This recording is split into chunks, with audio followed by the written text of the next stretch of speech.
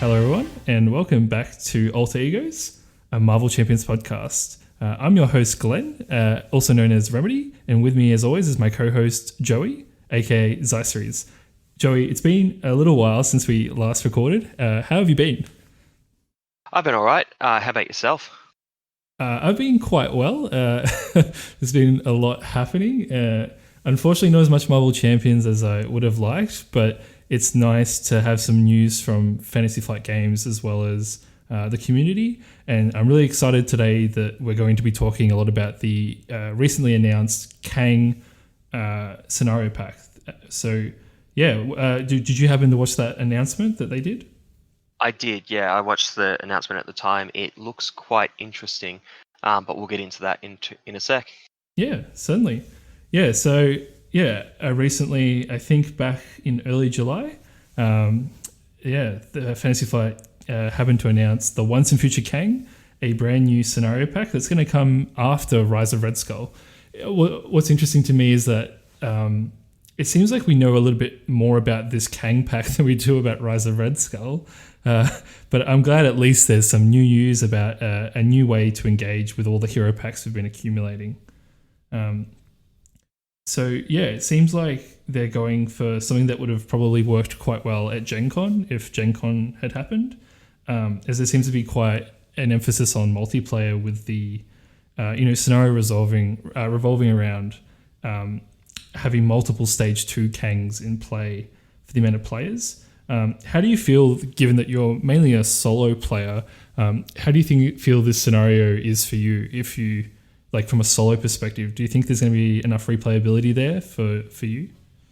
I think when I was thinking on it, I realized that while in multiplayer there's this new interesting mechanic of splitting the players up. In solo play, you actually, instead of having it be your split up because there's only one person, it's only the one. You're actually just getting randomization in which of the areas you actually go to, which are the time frames and which Kang you fight. So that will it won't be the same as in multiplayer. It'll definitely have a different feeling, but each of those areas seems distinct enough that I feel like it will change the game a reasonable amount for solo play each time you play it. So you might see one area that you're not particularly good at in one thing in one run through of it, but then the next time maybe you get a different you random up your stage 2 and it's completely different, and then maybe that's a cakewalk instead. And just a little bit of extra variation beyond just the shuffling of the villain deck is worthwhile and interesting. Yeah, And no, yeah, definitely. could prolong how long this scenario pack still feels fresh. Yeah, I think one of the highlights of the replayability from it is that they're including 3 modular sets as well. It's really nice to hear that after the last scenario pack that we got, which was Wrecking Crew, that there is this consideration that providing modular sets is a component of the scenario pack. And I really like what they did here, where there's kind of 2 normal modular sets in terms of like you've got one that seems a bit more minion focused with the aeronauts, and then you've got the one with the the T Rex, I guess, and a few other wild things that I'm sure is in that modular set. But they've also included one where Kang can show up as a minion, but more importantly, that you can use Kang as a minion in other scenarios. So you can kind of add him in. I think that's really flavorful, and I think it really shows that they're thinking more about some of their core principles for the game and just how invaluable modular sets can be in general. Did you have any thoughts or impressions on the 3 modular sets they're going to provide? Yeah, I believe they said on the stream that so obviously one of them is the recommended modular set. I believe they said that the second one was supposed to be a still incredibly thematic but more difficult. So it's like it's not specifically mentioned in the expert mode, I don't think, but it's like an expert mode modular sets, so like this will ramp up the difficulty a bit further for you. I think And it's then the anachronauts. Sorry, not the aeronauts. I'm just mincing my words today. But I think they showed off one minion called Death Hunt 9000, which is one of the anachronauts that helped serve Kang. Yeah. Yeah. Yeah. Yeah, I believe that they're supposed to be the more difficult of the two encounter sets, but difficulty is something that's really hard to gauge. So whether this is, say, Bomb Scare versus Legions of Hydra, or if we're talking something more like Bomb Scare versus what's the Under Fire, Under Attack, the one that's recommended for Ultron. Whether it's that remains to be seen, because we don't know a lot about these modular sets just yet. Yeah. Besides that, there's a T-Rex in one of them. Yeah. And the T-Rex has 6 health and toughness. And it's a 3 pip card, so it's kind of threatening in all the right ways, I think. And I particularly, obviously it has 0 scheme, which is nice. So it's not a sentient T-Rex. It's very much just a T-Rex. I think the 6 health or health point is a really nice number for minions, as it often means that using aspect cards can't actively remove that minion. And it really requires you to either use signature cards or more than one effect to get them off the table. I guess we see that same thing with the Kang minion, who has the new keyword, Villainous, which is when this minion activates, give it a boost card. What are your first impressions of introducing this new keyword, and how do you think that will shake up what a scenario is offering? Yeah, so we know we're getting five keywords in Rise of Red Skull. So I would assume any keyword that comes in this set is probably from the Rise of Red Skull set. Just I think it's a relatively safe bet. It's not guaranteed, but the Villainous keyword, making some minions just be insanely deadly, effectively, could definitely shake up the game. You'll burn through the deck quicker. Your proportion of stars, like how many boost icons or boost effects you have on each card, can make it a bigger difference when you're able to draw more of those as boost cards. But there are quite a few cards currently that are less scary as boost. So that might, when this is shuffled into one of the existing scenarios, it might make it a little bit easier than, say, something going forward where maybe they've added more boost effects, because this outside of mutagen formula, there's actually not that many boost effects really. There are some, but they're not particularly scary. Generally, most of the scariest things are the when you start seeing 3 pips on a card. I mean, there is that boost card from Claw's scenario where your She-Hulk's going to be exhausted. Your She-Hulk's going to be exhausted twice as much, I think. Yep. But yeah. so Then my Nemesis card. Can't forget that one. What do you what do you think of the introducing a few Tudor cards into the encounter deck, such as Ancient Grudge, which is part of that Master of Time modular set? And it has the wording that either the Kang minion activates against you, or if Kang Master of Time is not in play, you search the encounter deck and discard pile for him and put him into play. Do you like that there's some cards coming into the game that are going to create more consistent minion reveals? I guess we've seen this effect before with MODOK and the Doomsday Chair. But also Legions of Hydra, and also Masters of Evil. Although, Masters of Evil, the treachery card searches the side scheme discards. So this is just going back to the core set design. realistically. And the fact that it's when revealed means on a treachery card means you can just cancel it with anything that cancels that, which at the moment includes Spider-Man hero cards, Doctor Strange hero cards, Get Behind Me, and Black Widow, both Black Widow grappling hook, Black Widow the card itself, and there's one more, I'm sure of it.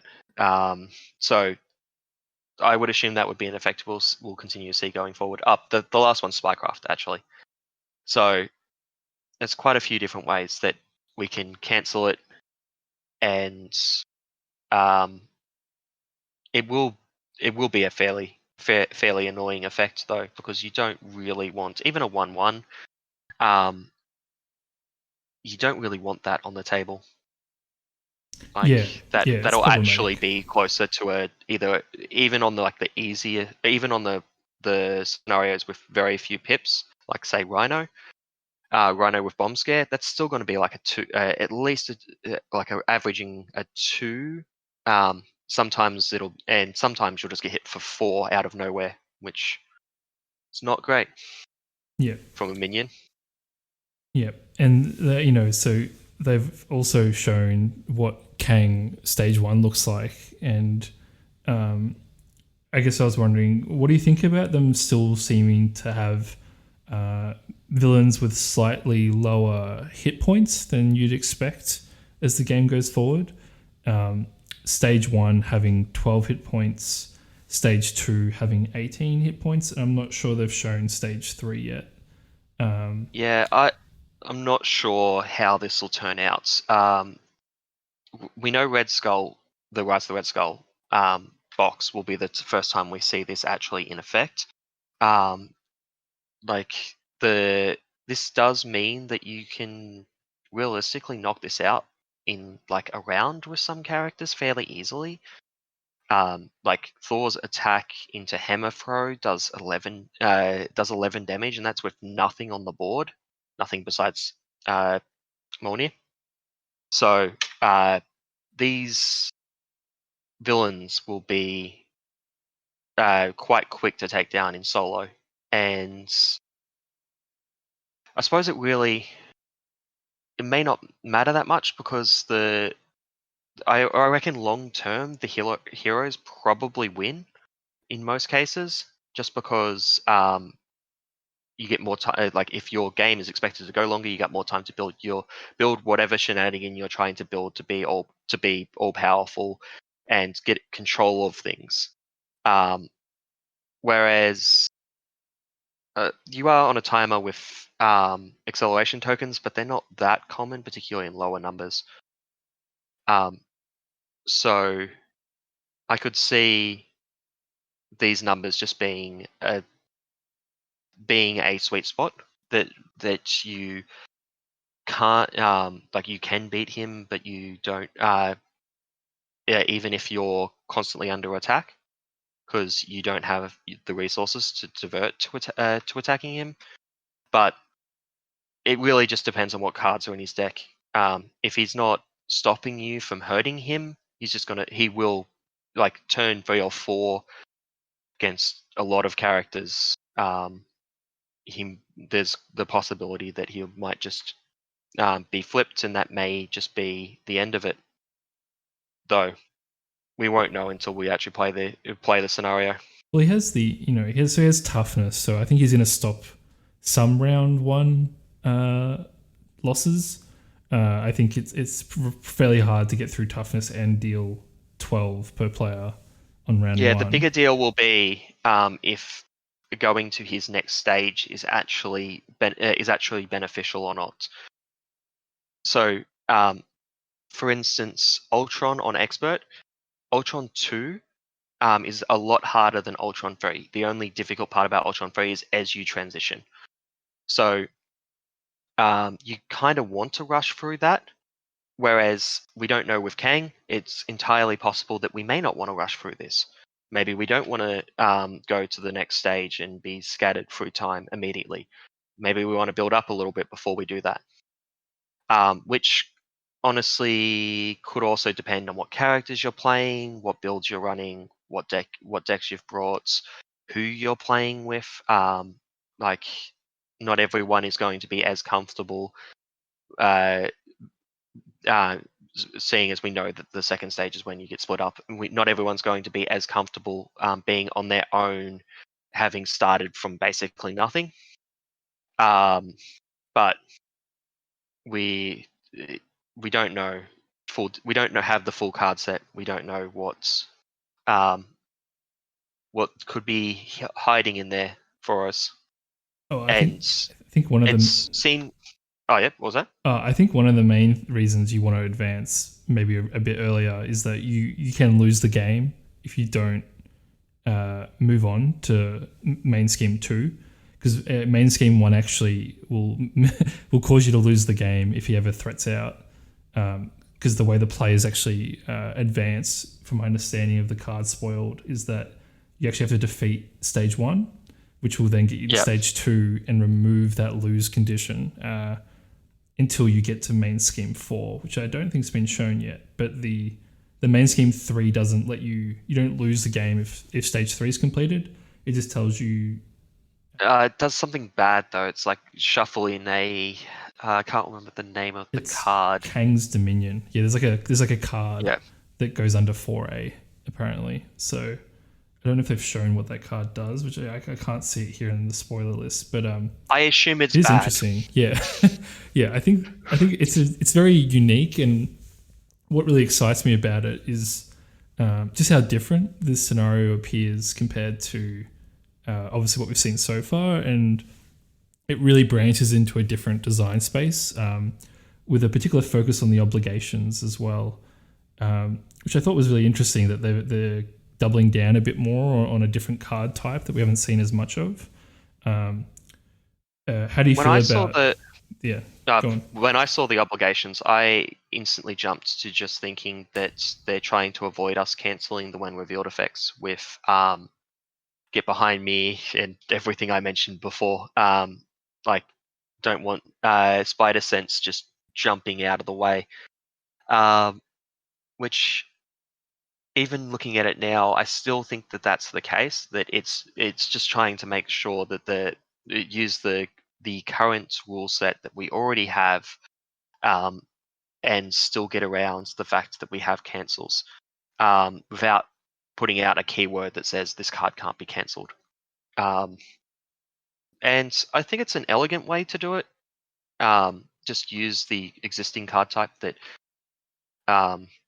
we're all familiar with already, although people are going to get confused by these obligations, I'm sure.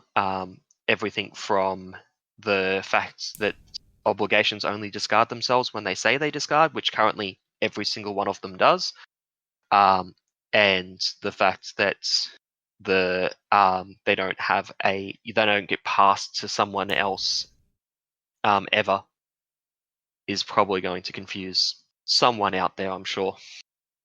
Yeah, I think my one request and hope is that either the rules insert in this pack or the rules reference in general kind of clarifies where they go on the table, because it's not exactly clear where I place them. Like, I know that sounds really silly. They just go into your play area.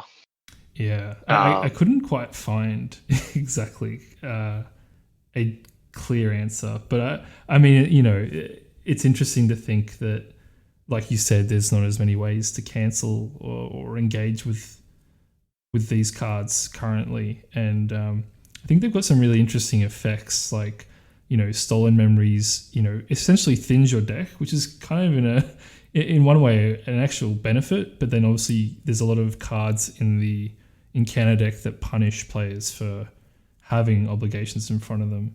But there seems like there's a wide variety of abilities, and a lot of them seem to be 2 pip. I couldn't quite see any that were 1 pip. From most obligations in the game currently are already 2 pip, so they probably just kept that up. Yeah. I just thought that was an interesting side note. It also was really cool to see the villain kind of get some defensive attachments. Kang has this card called Temporal Shield, which says Force interrupt when Kang is attacked. Discard temporal shield, prevent all damage from this attack, and deal 1 damage to the attacker. Max 1 per attack. I thought it was really interesting, just like a sort of a temporary way to block some incoming damage while also like not engaging in just the common stun or tough mechanics. I thought it was really interesting. Yeah. Was there any cards that grabbed you from the spoiler stream that you wanted to talk about? Not really. I think overall it's not anything that we haven't already talked about. I think it's the overall idea of the set that is more interesting to me rather than individual cards. But I think you could say that for most scenarios. Like hero cards, individual cards are quite exciting to me generally. But well, not hero cards, but for aspect and basic cards.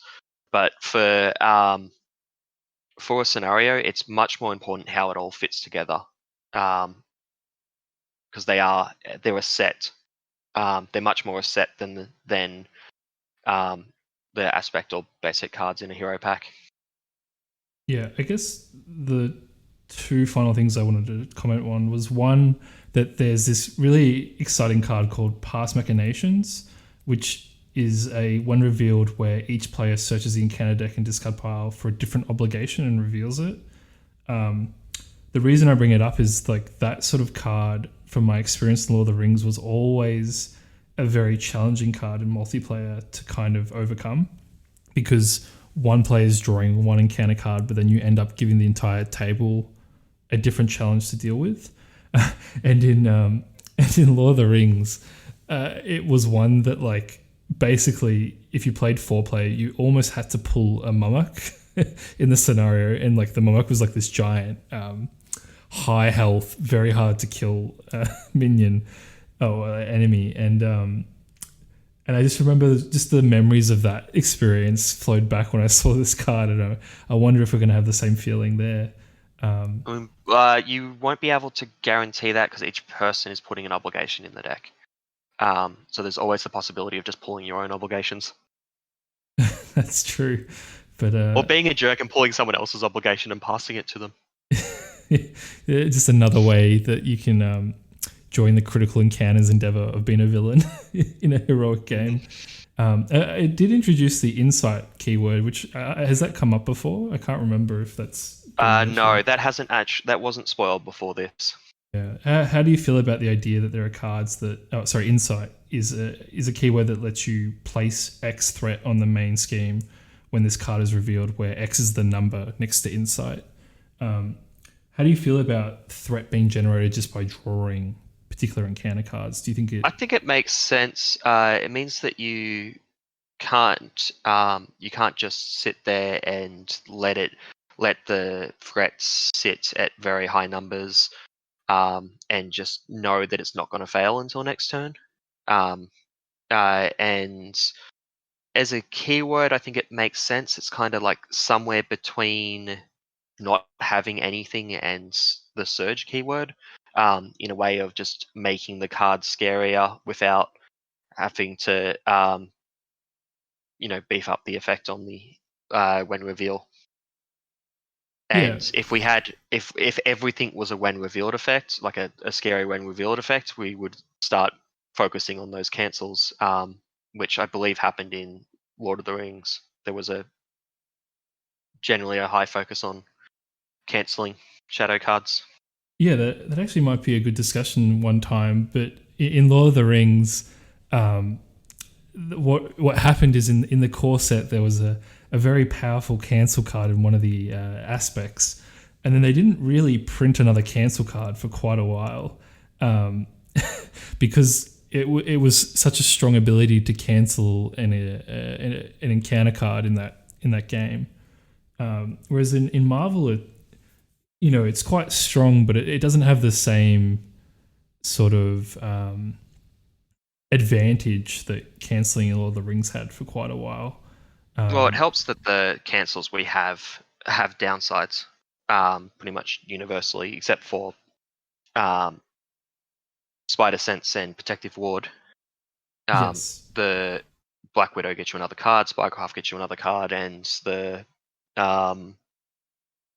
get behind me, you take an attack. I do like that there are real costs for those cancels. And it definitely does feel flavorful that only the hero ones are able to a bit more strongly prevent either more of the the entire card, or have a little bit less restriction, although they still have the form restriction, which I think balances it out quite well. Yeah. Well, they're also events, so you can't like put them down. They're the ones you can't put down and keep around for later. So then you have to hold on to them, which costs you resources, which effectively costs you resources, which is their downside, I would say.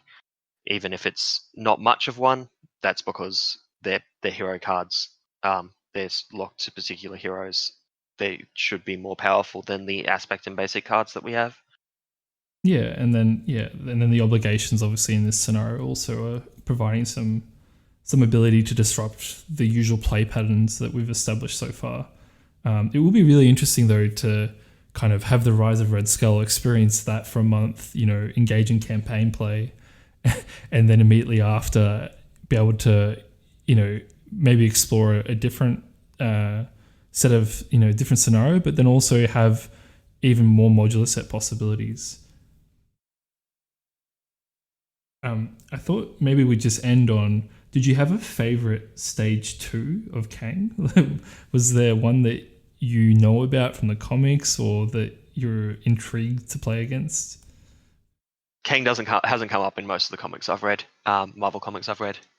I believe he's normally at a higher power level than most of the characters I enjoy.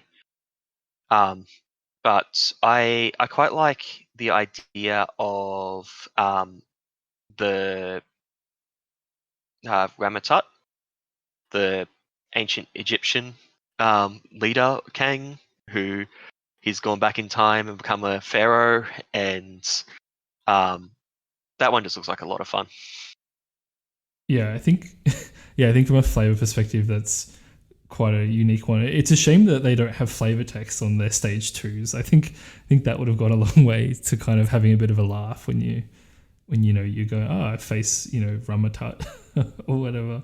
But I guess the one outstanding thing from this pack is we don't know what the expert mode looks like and so it'd be really interesting to see how they shift the difficulty with expert, because I can't remember if they've said that all the Kangs have been replaced or just the stage 1 and 3.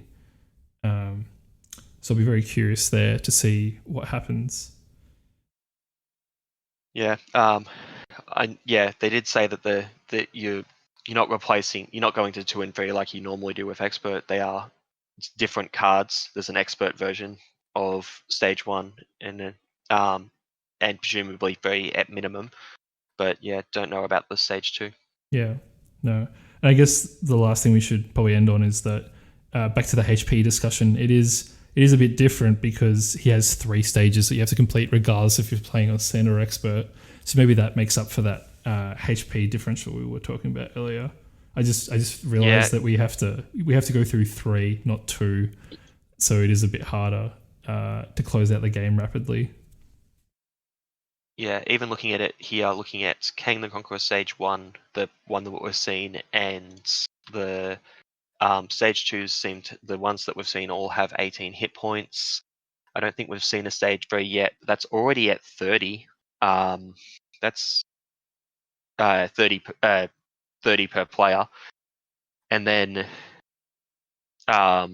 if the Stage 3 has 20 or more, that's 50 per player. That's equivalent of Ultron, who I think is still the highest outside of Wrecking Crew. I think Ultron's still the highest. I'm pretty sure it's Wrecking Crew, then Ultron for highest HP per player, but Wrecking Crew doesn't really count because of the way they die off one at a time. I think in general though it's nice to see the scenario pack kind of provide that really high value for your investment, and I think it really solidifies it as a product that has a place. because I think the concern was that if let's say they brought out something similar to Wrecking Crew, I think I'd be worried that the sales might drop enough over time if they continue to provide that type of product where you didn't have the modular sets, you didn't have like a different, highly engaging experience. So it's really great to see them provide this, and I think it will be quite a successful scenario. I'm really excited to get my hands on it, but I'm also really keen to know what's in this Rise of Red Skull box that they seem to be teasing but never really give much information on. Yeah, definitely. Yeah, well, that's everything for this week. Thank you everyone for listening. We hope you enjoyed our slight shift in show. If you'd like to reach out to us, you can always contact us via email or on social media. And don't forget to tune in next week when we bring you another episode. So thank you everyone, and have a good night.